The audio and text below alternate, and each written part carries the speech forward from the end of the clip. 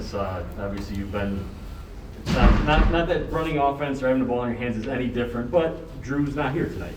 So did you kind of have a thought, as Chris was saying, just knowing you're going to have more of a ball handling responsibility and just, I don't know, is there a different thought process for you in this kind of game? It is. Obviously, you kind of struggle with like being aggressive, but at the end of the day, I knew that I had to get my teammates involved, and I had to at the same time get myself involved in the game. So I was just trying to run the right play, run some actions for Chris, some actions for Rodney, some actions for Bobby, just get them involved as much as possible. That's what Drew does, and now I kind of see how hard his job is, because he got to get us involved and be aggressive at the same time. Like that's hard. But at the end of the day, I wanted to get up downhill, make the right play, make good decisions, quick decisions. That's pretty much. Did that help you at all find a rhythm with the foul trouble you had, and you had to sit for long stretches? The fact that you were passing and distributing as opposed to maybe trying to impose your role offensively, right? Does that make sense? Like maybe you're able to get back in the game, okay, distribute and get yourself back into a rhythm after being in and out a little bit? I don't know if that helps at all. No, I understand what you're trying to say, but I heard, I think, a very good advice when I had foul trouble from Wes. He said, "You're gonna be the most rested guy in the second half, so come out in the second half and play hard, be aggressive, make the right play." And sometimes like everything happens for a reason. At least I know I got in the foul trouble, but at the end of the day, I still try to enjoy the game as much as possible. My teammates out there were playing great, knocked down shots. I knew that I had to come in the second half, try to be in the moment as much as possible, enjoy it, be aggressive, and stay out of foul troubles, which I did. I think I did. They had another foul in the second half. I did. No. How impressed were you with the way your guys were able to respond when you did have foul trouble and not only maintain the lead but extend it during that stretch in the second quarter? Well, this is who we are. We have a very, very great team, very, very deep team.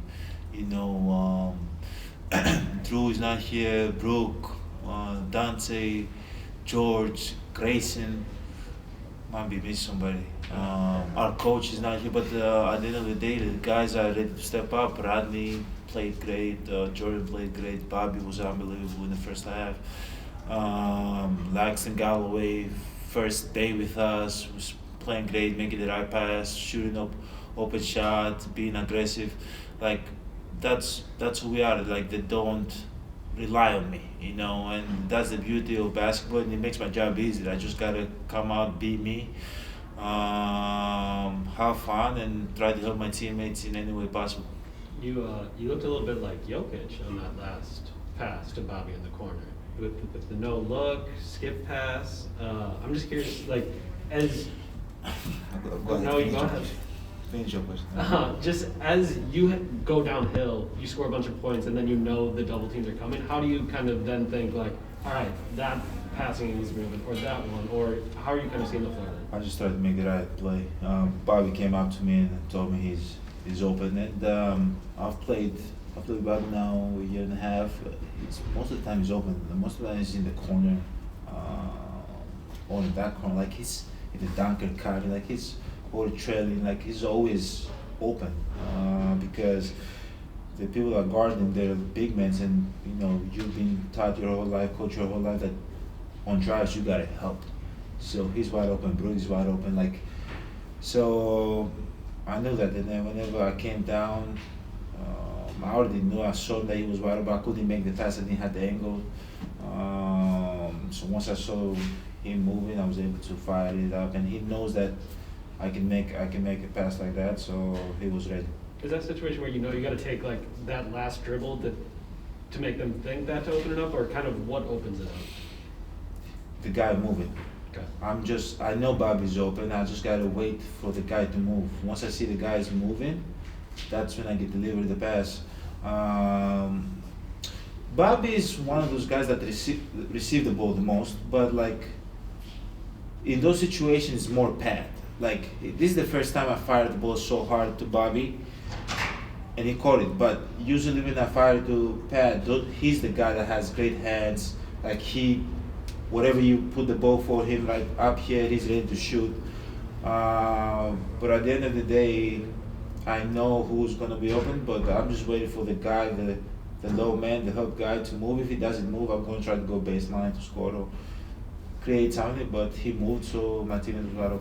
Are you consciously thinking about how hard you're going to throw a pass like that? Like, do you for certain guys I'm not asking you to name anybody, but like you say Pat, like, do you know that you can throw Pat a certain percentage harder pass than you can other guys? Yeah, Grayson and Pat, Dante.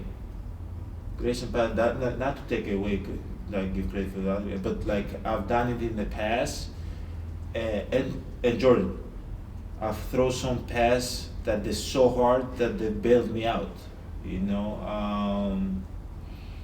But in order for that pass to get to the corner, you have to throw it that hard because if you try to lob it, it's the distance. Yeah, if you go catch up, he's not going to be wide open to shoot the shot. Like you got to fire it. That's pretty much it. The Nets guys, Giannis, Kevin Durant and James Harden were saying, they won't talk to Kyrie about getting the vaccine. It's not their business to discuss that kind of thing. You're a leader of your team. Do you feel like you could say anything to your teammates, or is there certain stuff that even is? When it comes to basketball, I feel like I can talk to them. When it comes to a personal decision like that, I gotta let them take the decision. They're grown men. And every situation is different. I cannot pressure somebody to do something that he doesn't feel comfortable doing.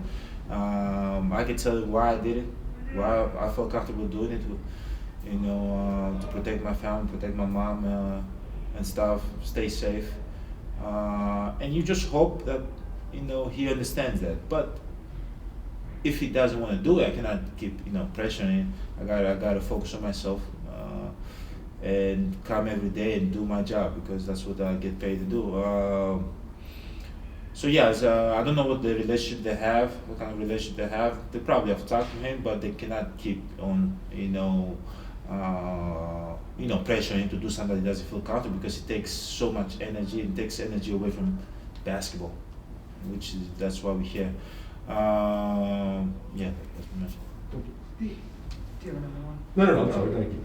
The other day, I asked you about the exchange you had with Mamu, just the instruction on the bench. I don't know if you watched the Raptors game. Obviously, you were here tonight, but do you notice him trying to use what you've said to try to create that contact and just hit first offensively? Yeah, he was aggressive. He's learning. He's getting better. And we talked. Again, we talked yesterday in the plane, what he has to do. He has to bring energy. He has to help us rebound the ball. He has to be able to. He's going to be open a lot to catch and shoot the ball, to create space for us, for Chris, Drew, for me to be able to go downhill. But at the end of the day, I saw this play that he was in the 3-point line. And he sprint he was in the half court and he sprint all the way. Drew missed a layup, got it, threw it right back. I think they swing it to Bobby and he knocked down the 3. And I was thinking that's not it. You don't see it in the stat sheet, But and if I was in the game, I probably wouldn't notice it. But I was at home, so I noticed it. So things like that, he has to do that more and more and more and more. And as he gets older, as he gets better, he's going to be able to knock down shots. He's going to be able to take guys off the dribble. He's going to be able to do more stuff that he's capable of doing right now. But you have to get more comfortable. You have to get up to the speed of the game, which he's going to be fine. He's very humble. He's trying to get better, and he's going to be fine. Kane Pittman, last one. Hey Giannis, I wanted to ask about trust Hey. a little bit. Man, I miss you, man. Happy New Year. Hey, I know. Yeah, happy New Year to you. I heard you ask about me the other day, and I said as soon as I get a day off, I'm gonna come on and say hello. So Oh, man. I hope you're doing well. It's been 2 years. I got to get back at some point. I wanted to ask you about trust. You said you're familiar with that. You're familiar with Bobby. But this year, when the lineup's changing every single night, and you're playing with different guys, and you don't have as much practice time as you would like, when you're out on the floor and you're trying to orchestrate the offense, how have you found that process of trusting everyone and not falling back and saying, okay, I know I can score, I know I can get to the free throw line. How do you work through it? I'm over that. I'm over myself. I just got to keep playing good basketball, making the right decision. If the ball goes in, it goes in. Like, I got to trust my teammate. I'm so happy today that Rodney felt comfortable. You know, kept telling, be aggressive, like, do what you do. You know, Jordan has been playing great. He's feeling comfortable. Wes, Mamu, Langston, like, that's the beauty of the game. You know, we lose the game, it's okay. You know, we win the game, everybody feels good. Now it's good to talk about it. But at the end of the day, you just try to make the right decision. You know, you live with that. You're able to go back to the hotel, sleep, and get ready for the next one. Thanks, Giannis. Beautiful. Thank you.